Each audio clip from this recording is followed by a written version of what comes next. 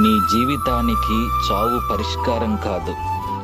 నిన్ను ఎవరూ అర్థం చేసుకోలేదని, నీ జీవితం ముగిసిపోయిందని అనుకోకు.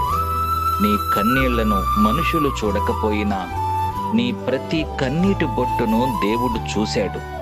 ఈరోజు నిన్ను విరిచేసిన బాధే రేపు నీ జీవితానికి ఒక గొప్ప సాక్ష్యంగా మారవచ్చు. ఒక్క ఓటమి కోసం జీవితాన్ని ముగించకు. ఒక్క రాత్రి చీకటి కోసం ఉదయాన్ని కోల్పోకు.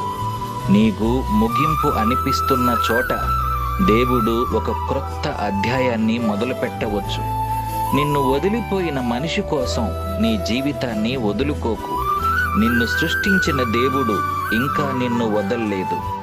నీ గుండె ఎంత పగిలిపోయినా దానిలోకి దేవుని కృప ప్రవేశిస్తే మళ్ళీ జీవితం పూస్తుంది. అందుకే కన్నీళ్లు వస్తే ఏడువు, అలసిపోతే ఆగు, దేవుని దగ్గర మొరపెట్టు. కానీ చావును పరిష్కారంగా ఎన్నుకోకు. ఎందుకంటే నీ కథ ఇంకా ముగియలేదు. దేవుడు రాస్తున్న చివరి పేజీ ఇంకా రాలేదు. బ్రతుకు, ఎందుకంటే నీ రేపటి సాక్ష్యం కోసం ఈరోజు నిన్ను నువ్వు కాపాడుకోవాలి.